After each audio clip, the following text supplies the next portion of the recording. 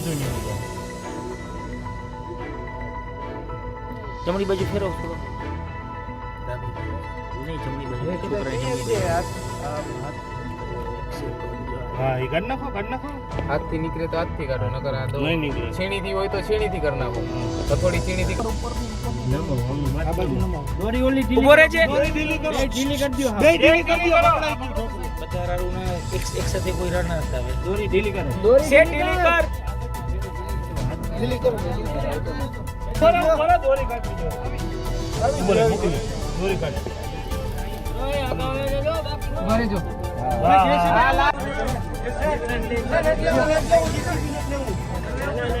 બોલો હાથ કર.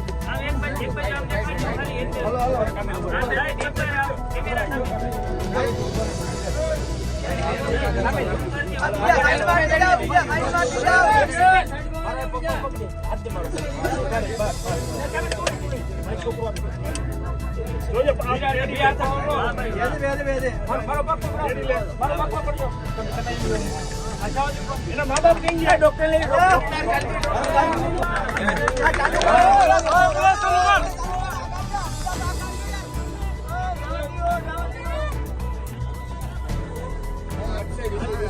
દરવાજો લઈ લો. દરવાજો બંધ કરવા દો. એક મિનિટ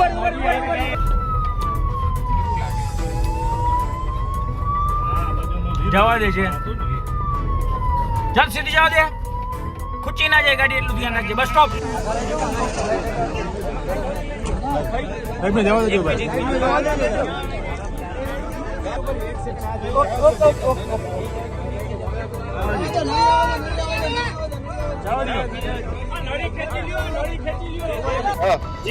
આજ રોજ અમે હું રાકેશ રૂપાણી સેશન ઓફિસર, મારા સાથે મારા સેશન ઓફિસર કામિલ મહેતા, સાથે કાલાવાડના સેશન ઓફિસર મયુરભાઈ.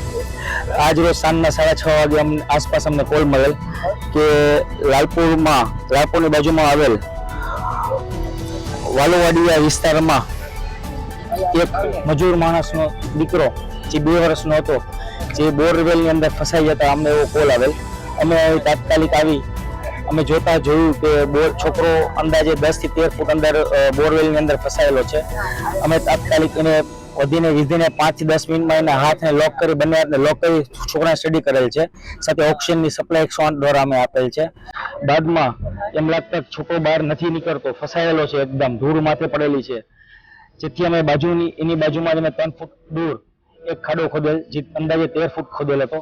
એ સાઈડમાંથી ખાડો ખોદીને છોકરાને અત્યારે હાલ 3 ને 15 કલાકે રાત્રિના મેં જી તરફ બહાર કાઢી એને 108 દ્વારા જીજી હોસ્પિટલમાં રવાના કરેલ. છોકરાની કન્ડિશન હાલ 100% શ્યોર છે, કમ્પ્લીટ છે.